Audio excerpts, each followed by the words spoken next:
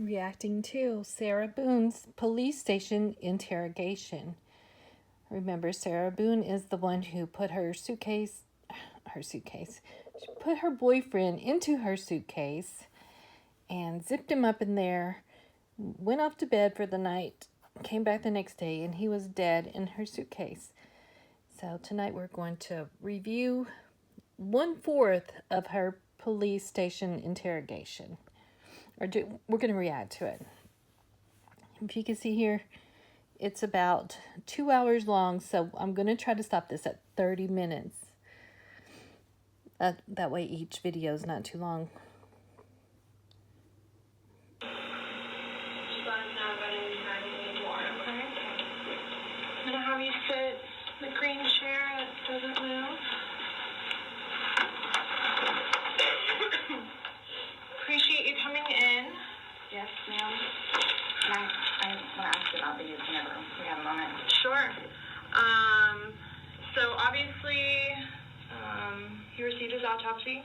So I'm going to read you your rights again because we have to talk about that. And since I'm talking about the incident, we just have to do it, just like we did yesterday. Protocol? Just like we did yesterday. Remember I read you the rights? Your rights? Yeah. So it's the exact same thing, but since I'm asking you follow-up questions, I need to read them to you, okay? Sure.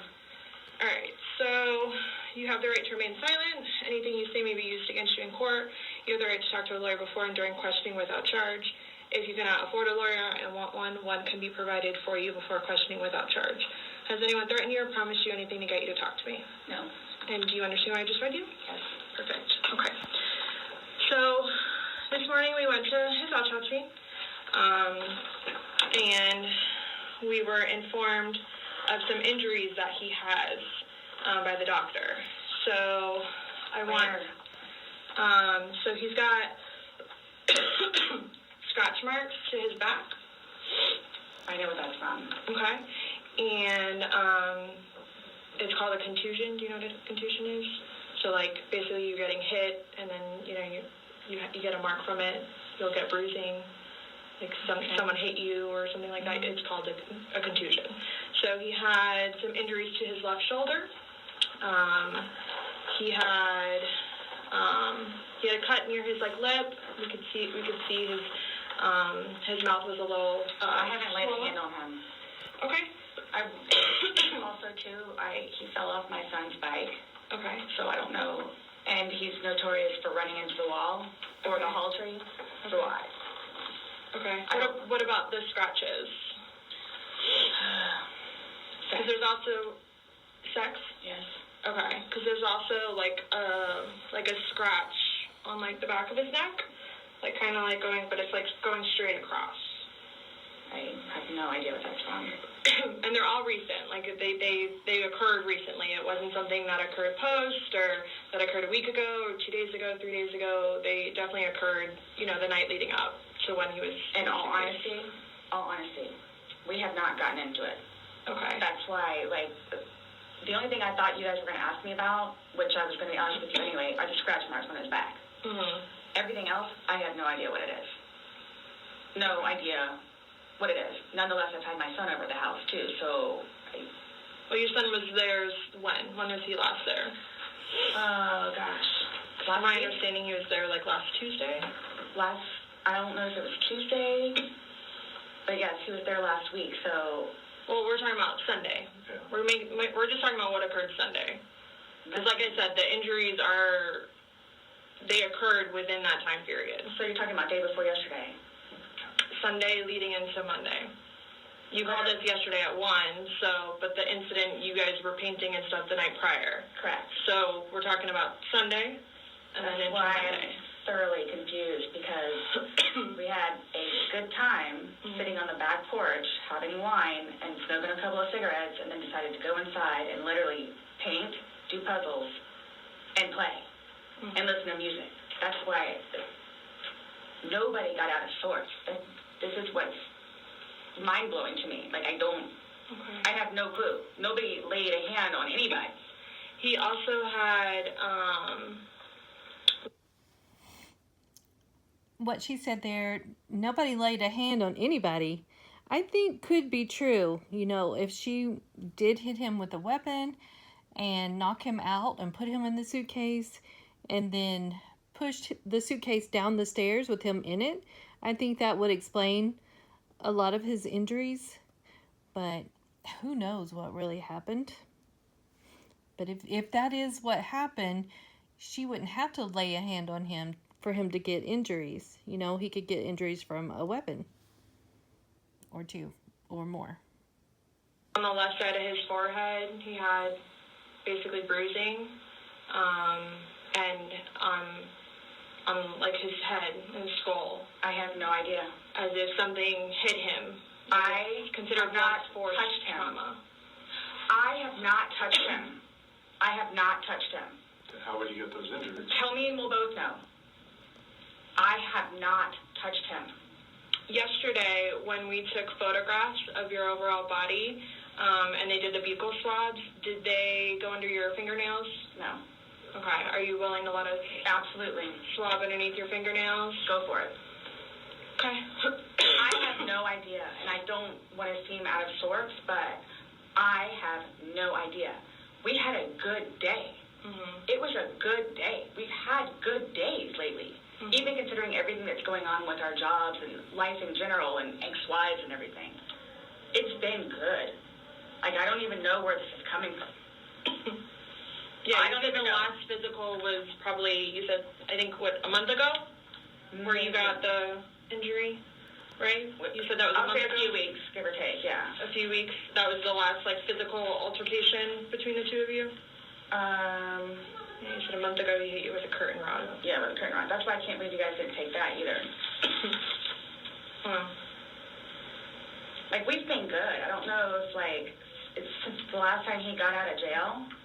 Like, we've been good, and he's been having his classes and seeing his probation officer, who's amazing. So... What do you mean by good? What's your definition of good? The probation officer? No, you said you guys have been good. What's your definition? I've been good. I don't think you all understand. He comes at me all the time. He comes at me. So... Okay, here's a pattern of Sarah's way of speaking. She'll say we've been good, you know, just this is just one example. She'll say it a lot more in the interrogation. But she says, we've been good, and then he asks, okay, well, what do you mean that you said you've both been good? She goes, oh, I've been good. So it's no longer we when she's questioned about it. It changes. I think it changes on when they ask her about if they were alcoholics. They said, you said that you two are not alcoholics. She goes, I'm not. So she'll change the we to an I when it suits her. Either I flee or try to go upstairs and go to sleep. That's usually what it is. And I don't know if you talked to Brian about any of that, but most of the time when I flee, I go over there. So... Right, but you're saying that you guys have been good, and when I asked you yesterday, there hasn't, the last incident that you could remember was the curtain rod incident, which you said was a month ago, so... Give or take. Right, so what do you mean by... Does anyone else notice that she's got the posture of a piece of elbow macaroni? Look at this. She's built like this. Or she sits like this. I don't think she's built like this, but she sits like a piece of elbow macaroni, dried up. Okay, where were we? Yeah, she needs to work on that posture. That's terrible. comes after you, like... He gets belligerently drunk. Like, I don't know if y'all have looked through my phone yet and seen any of the pictures and the videos that I have taken. And at one point, I started documenting everything. Okay. So you all will see in my pictures bloody fingers, split foreheads. He split my nose. I've got this. Right. I don't know if Brian told you about it, where I had to have almost I had one really bad surgery, but then it got really, really, really, really bad, where I had to go like 4 or 5 more times afterwards for them to tend to it, from him poking me in the back of the leg. Right. So it's... Then why are you still with him? Everybody asks me that. When I tell you guys this, I really love him. Like I do. And I feel like I can help him. Like, I feel like I could help him, which I did, because he came a really long way from where he was in Philadelphia to moving back to here and to dealing with everything else that he's been dealing with. I've really helped him. I've bailed him out of jail, 3 times. I've gone to every single hearing and every single arraignment, everything that I did for him. Gone to see all his public defenders, go to the state. I've gone to the state. I did everything for him because I'm trying to help him, because I had hope in him. And he was trying. He was really trying. Just... Okay, I don't understand when they ask her, why are you still with him? Because he's dead. She's not with him anymore. But, I'm just being nitpicky on that. But she's saying here, that she's still trying to help him and she did all this stuff to help him. He's dead. And all the stuff that she's naming off that she helped him with, she's the one that got him into that trouble. Well, I don't know. He might have gotten himself into that trouble, but she's the one that had him arrested all those times and caused him to be able to have to go to probation and classes and all that stuff. And she's talking about how she was there doing that stuff for him or with him, whatever she's saying there. But as far as I know, he didn't have any of those kind of troubles with his other women. I think he was 42 years old when he died, so it seemed like he would have had a past history of domestic violence with other people. If that was his nature, but I don't know for sure. And then he starts to think about things, and I think he gets overwhelmed, and then it's like, the next thing I know, he's drinking. So it's like, oh man, I know where this is going to go, so I'm going to go upstairs and read a book, or I'm going to go for a bike ride, or I'm going to do something else, where I don't want to drink. I don't want to drink. The occasional wine, whatever, or if it's a weekend, that's when you have a good time. You don't have to wake up the next day. I have to wake up the next day and do things. I have to tend to Lucas. I have to take him to school. I have all this stuff to do. He doesn't know how to... Okay, she has to tend to her son and take him to school. Well, she admits that she hasn't seen her son in right at a week. She said that she saw her son the Tuesday before this interview was the last time that she had seen him. So what does she mean that she has to take him to school? I don't believe her. I guess maintain himself, where I can do 50 things at once and still know the 50 things more prior that I need to get done. He can't process like that. He didn't process like that. So he would literally, not literally, but have smoke coming out of his ears. So the next thing you know, he doesn't want to deal with it. I'm going to go get something to drink. So the majority of the time, I would hang out outside or do something else because I don't want to drink. And every time, his job broke his heart. And it made me sad because he had so much pride in his job. And the store that he took care of so much totally went downhill. And that broke his heart because he had put so much work and effort into fixing it up. And his manager was awful and basically gave up on all of the employees. So I think that had a huge bearing on why he would drink so much. His ex-wife is bonkers. She was all over him all the time.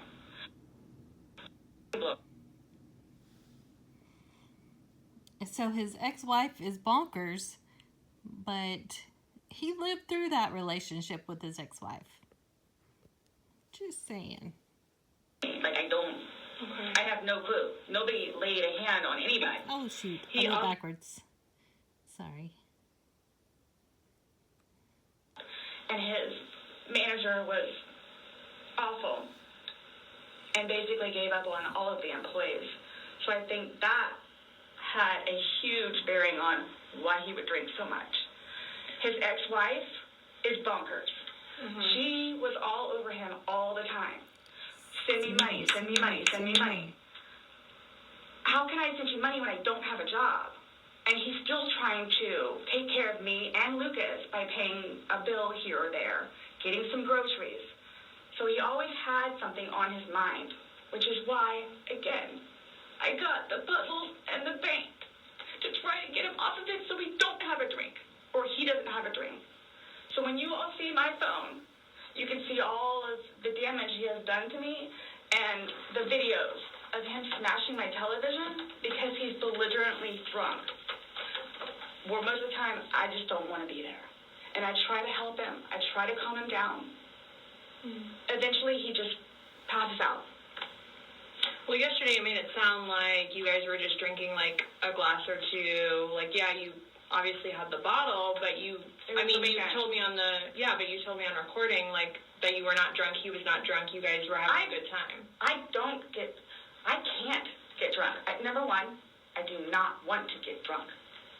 I don't like being non-compos mentis, having my wits about myself. I don't like feeling out of control. Mm-hmm. So, I'm just saying, you're making it sound like he's a raging alcoholic today, and yesterday I was kind of asking you those questions, and you're like a little defensive, like, no, we're not alcoholics. I'm not. We are not, you know. Okay, there's another example of, she changes it from we to me when it suits her. So Detective Chelsea here is telling her, well, yesterday you were acting like you're not alcoholics, or you weren't alcoholics or whatever, and today you're saying that he gets belligerently drunk. She said, I'm not an alcoholic. And you know that word that she used, that she doesn't like to be non-compos mentis? I believe that's a Latin word where she's trying to say that she likes to have her wits about her. And I saw on her yearbook photo from high school that she was in the Latin club. So I think that's where she gets her possible Latin words. I haven't looked it up to see what it actually means, but it could mean that. I'm trying to think of the other possible Latin words that she uses. Another one that's coming to my mind is cattywampus. Like, one store is cattywampus to the other one. I don't know if that's a Latin word or what kind of word that is. But it seemed like there was a third word. Fractious, maybe? I don't know. I think the music makes her fractious. I don't know what that means either. You guys were both sober on Sunday, to your knowledge, because when I said you went and passed out, you were like, no, I didn't pass out, I just fell asleep. So now it's kind of like, what is it? Were you guys drinking and it got out of hand and it got physical? No. Or is it...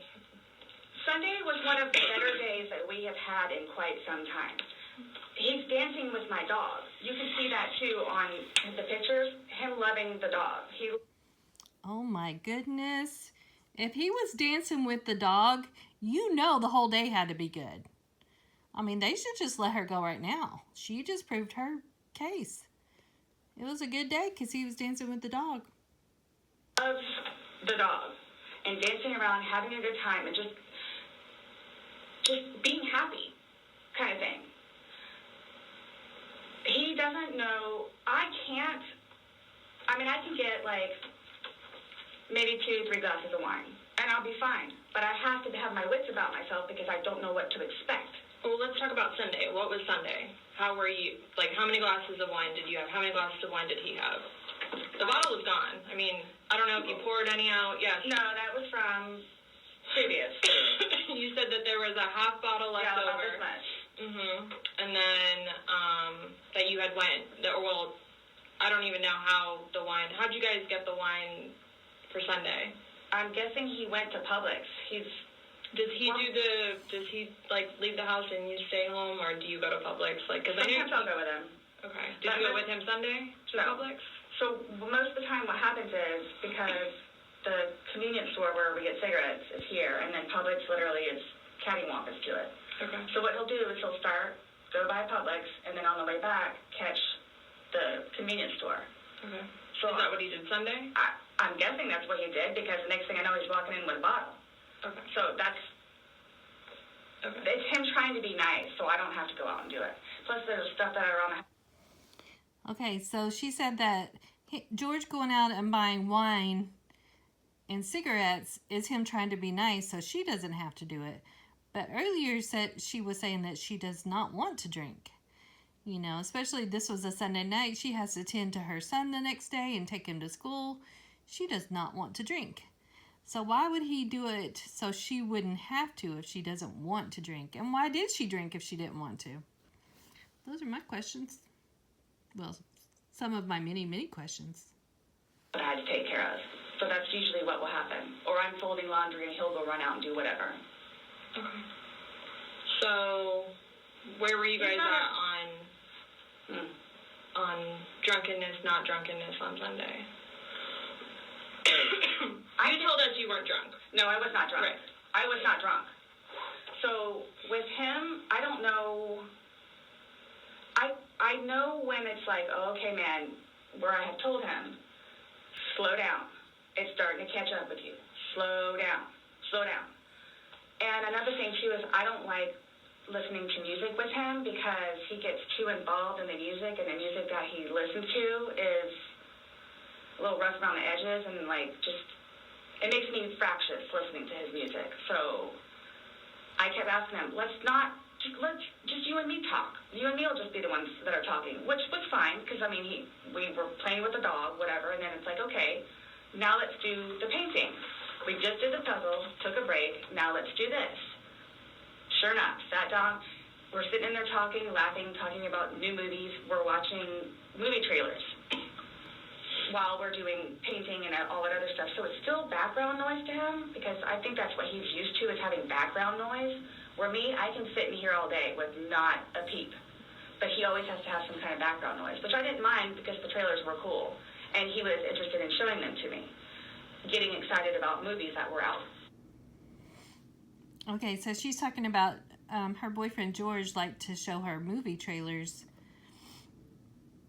And he was getting excited about movies that were coming out. And I don't know if anyone else felt a certain way about that, but I felt a certain way, like, you know, maybe that was a waste of his time to be excited about upcoming movies when his life is about to end here. Or, well, it was ended.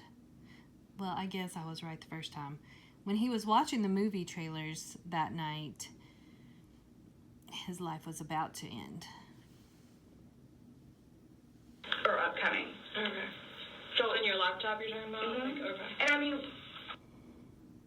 we need stories. We need stories to understand ourselves. Commercial.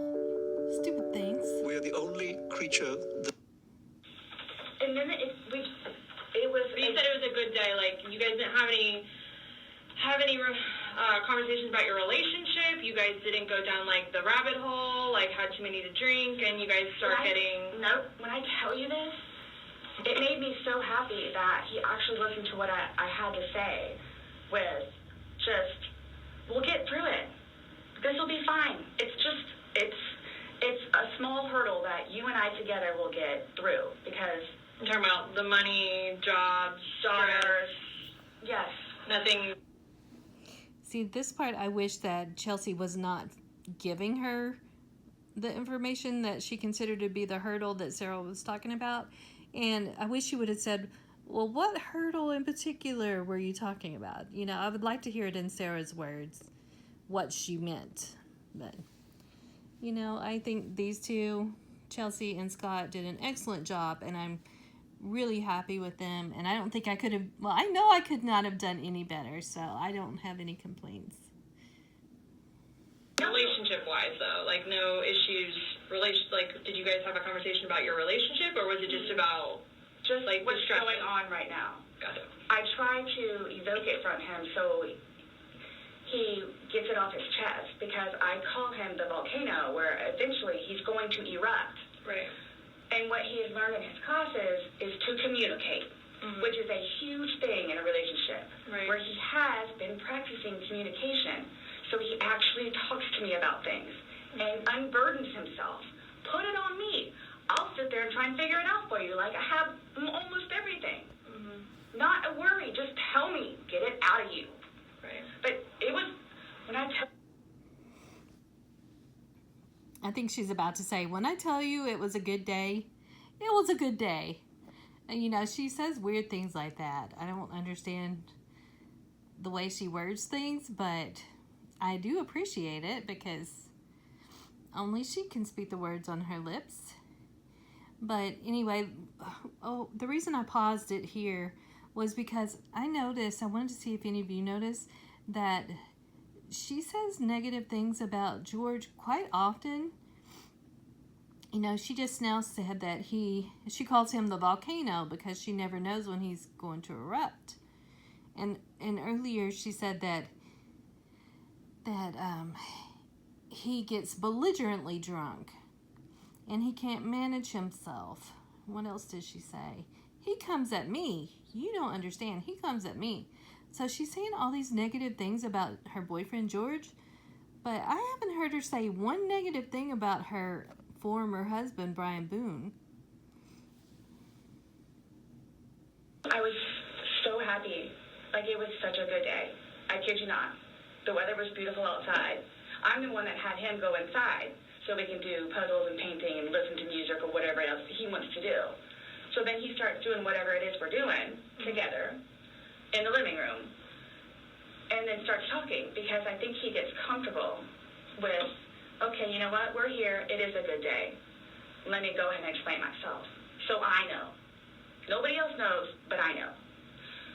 Nobody knew George better than I did. I say that I knew George better than himself. Okay.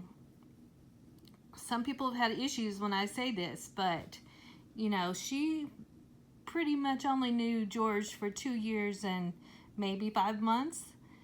And I don't believe that's long enough for her to know him better than anyone and to know him better than he knows himself.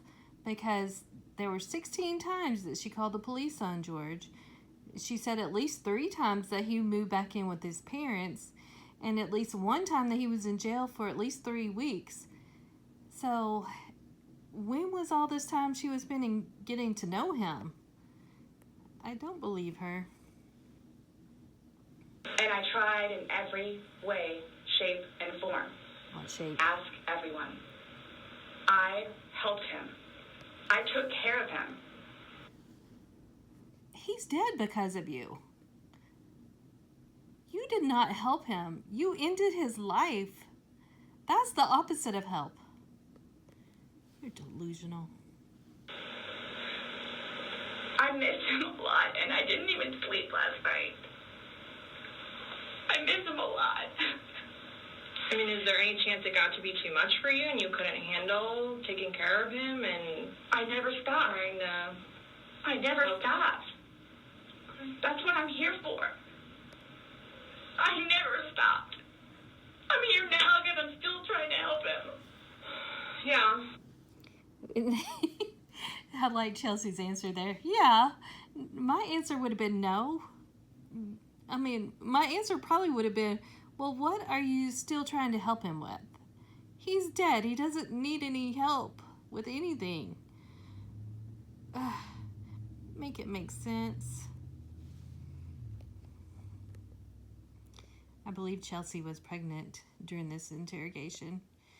And it was the beginning, like it was the end of February of 2020. And that's right before the coronavirus was announced. Because it was announced in March of 2020. And she keeps coughing during these interviews. And I hope that she didn't have that. I know I had it 4 times and it was miserable.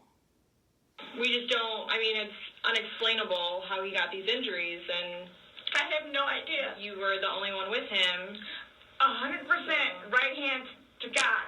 I have no idea how he got them.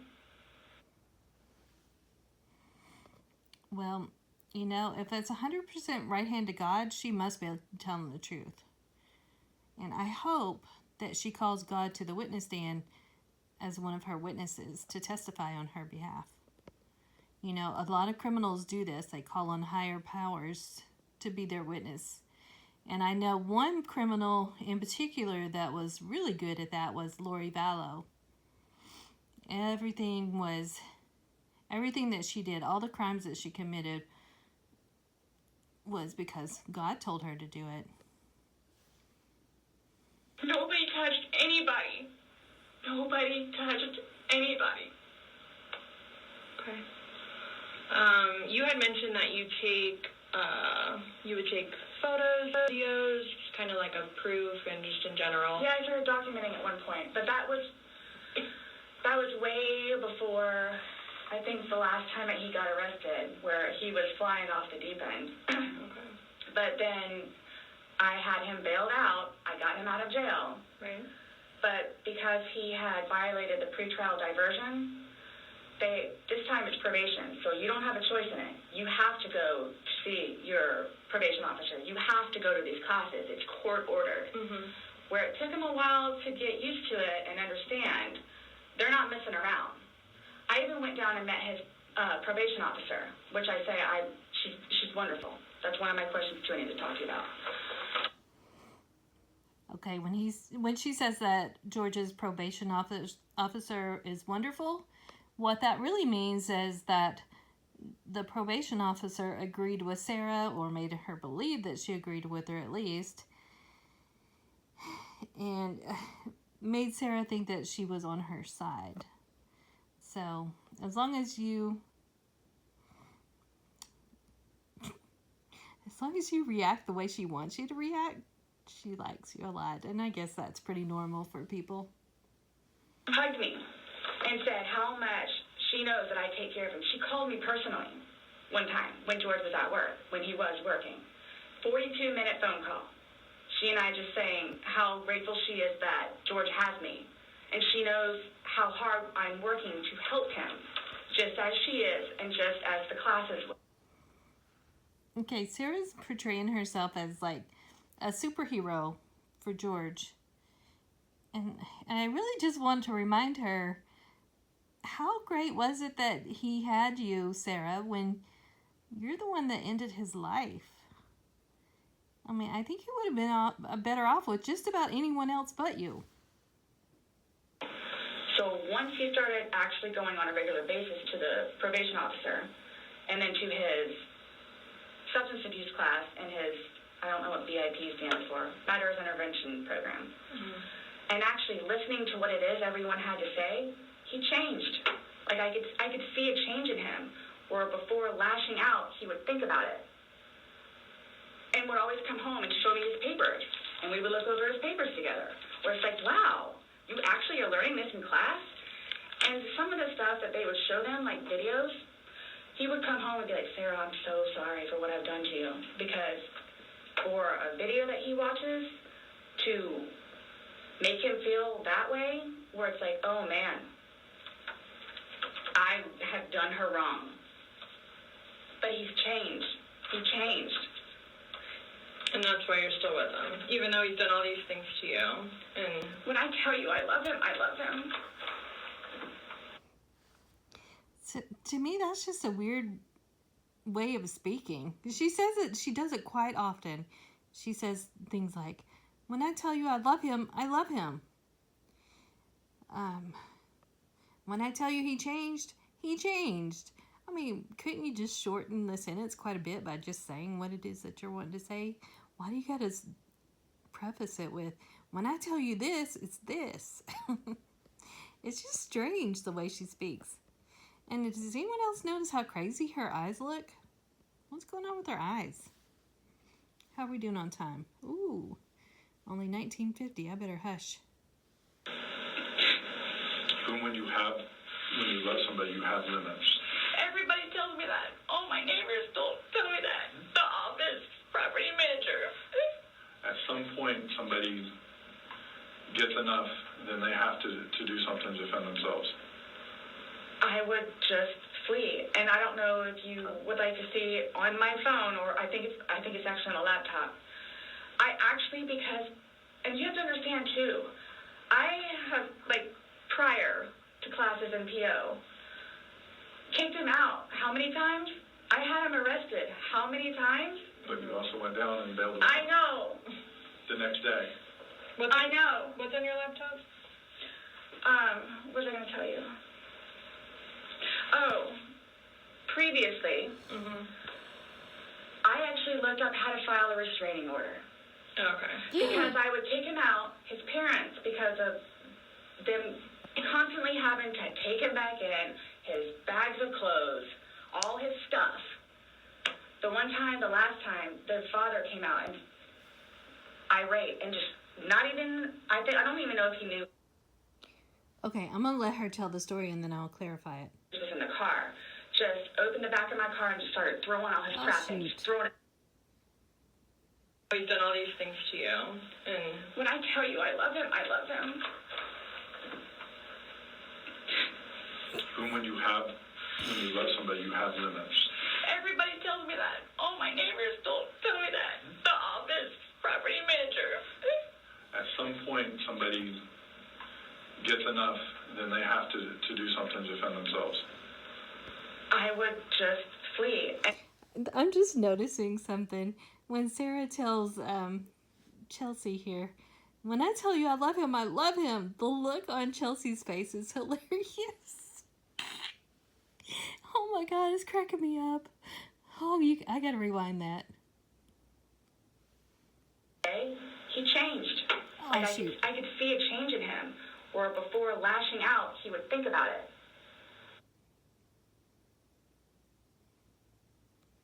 With Jocelyn, he was throwing all his stuff. At that point, because I continually did it, not continually, I think I maybe did it 3 times. Kicked him out. How many times? I had him arrested. How many times? But you also went down and bailed him I know. the next day. I know. what's on your laptop? What was I going to tell you? Oh, previously, I actually looked up how to file a restraining order. Okay. Because I would take him out, his parents, because of them constantly having to take him back in, his bags of clothes, all his stuff. The last time, the father came out and irate and just not even, I don't even know if he knew Lucas was in the car. Just opened the back of my car and just started throwing all his crap in, just throwing it. Like the car would jostle, he was throwing all his stuff. At that point, because I continually did it, not continually, I think I maybe did it 3 times, and he has nowhere else to go, they got fed up and said, nope, either you're staying there or you're staying here. But if you're staying here at their place, it's permanent. You're not going back over there anymore. So what happens is he pursues me. So I don't know if y'all know. Okay, so when Sarah's talking about how she had Lucas in the back of her car, and then George's dad came and was throwing all the stuff, all of George's things in the back of Sarah's car and didn't even know Lucas was in there. She leaves out the part that her car is an SUV. So more than likely, he just opened the trunk, the hatch, the back hatch, and put George's things in the trunk. So she made it sound like Lucas was at risk of getting hit by those things, and that wasn't the case. We saw her car or her SUV in the police body cam video the day that she called to report George as being dead. It seemed like I had something else to say about this. Oh, well, I couldn't rewind it to the part to show Chelsea's face when Sarah said, when I tell you I love him, I love him. And I really want to rewind that part because it's hilarious, the look on her face. But we'll keep going because... Anyway, trail is. Okay, so it's literally right there from our apartment. Would ride his bike to work, but before he would leave extra early and come up to the wall, stand on top of his bike and poke his head over because he would know that I would be outside having my morning cigarette and cup of coffee. And I would also know, too, what time he would get off of work, where I would know, come getting off of work, he's going to do the same thing. So it's not like I ever got, a break from him. Okay, so she's saying that she knew what time George went to work, and he would have to pass by her house, or he would pass by her house and look at her while she's on the back deck and pursue her. And then she also knew what time that he got off work, so she'd be out there for the same thing. So she never got a break from him. I would at least wonder, why would you go out there during those times if you wanted a break from him? Make it make sense. I told you all yesterday, or whatever it was, I started to feel that it was too much togetherness. And when you have too much togetherness, friction happens. So I'm going to go ride my bike. I'm going to go upstairs and read a book. But every waking moment, he wants to be with me. So, and mind you, our townhome is either upstairs or downstairs. So it's like, if you would like to sit downstairs and watch a movie or play on the laptop, look up some jobs, you're more than welcome to. I'm just going to be upstairs maybe watching one of my shows or maybe reading a book. So, and then when that would happen, we really needed that. So wait for dinner. And then we would cook together and eat dinner. And then crawl in the bed and watch a movie. Are you talking about this is like recent? You kind of like lost me. Like when? What are you? It was a little while ago. But now you're talking about tension building up and that you need space. So have you been feeling that way lately, or? No. Okay. No. Okay. My thing is too, so you all know. Oh, I hate that you can't talk to her, but Dee, his ex-wife. When I say a monster, she's a monster. Like it does. She withholds. Did you hear that? She said, when I say a monster, she's a monster. And then earlier she said, when I tell you I love him, I love him. You know, it's just a weird way of speaking. I've never heard that before. I like it though. I mean, I don't like her, but I like people's unique way of speaking. Their children from speaking to him. So he gets upset about that, and then she like completely berates him about money, about the father that he is, what he did to her, all this other stuff. It doesn't matter. I mean, mind you, this is not like been recent, but which is why he didn't even bother calling anymore, because he knows that she's going to answer and he's going to have to talk to her, so therefore he can't talk to his daughter. The other time he talked to her. Well, you said in the police interview that he just talked to his daughter the day before he died. So what do you mean now that he doesn't even call and he's not able to talk to his daughter when he just did the day before? Made her talk to Cookie. That's on my cell phone too, so you can see it. Okay. It doesn't matter. Like, it doesn't matter.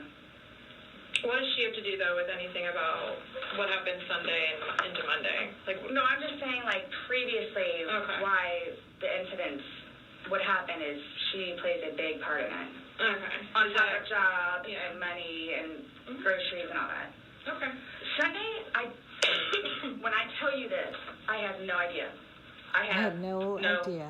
Is there anybody else at the house? No, it's just me and him. Oh man, we still got 5 more minutes. Okay, so when I tell you I had no idea, I had no idea. So weird.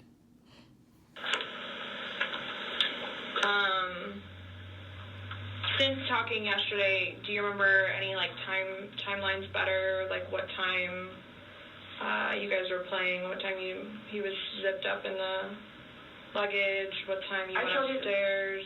We started because we cleaned the house a little bit, did some laundry. You started the activities around 4, you said? Yes, around 4:30ish, and then you just said that it was dark when you were playing hide and seek, and I'm just curious if you remember. But when we were outside, that's where we would start and talk about things, and then eventually I was the one that had him come inside so we could About what time, do you remember what time that was, is what she's asking. You said you went up to bed around midnight, fell asleep around 12:30ish. But those are the only times I have. So I have 4 and I have midnight. So there's a big gap. So I'm just curious, like, if you recall when you went upstairs to hide in the shower, or like when we started to play hide and seek. Yeah.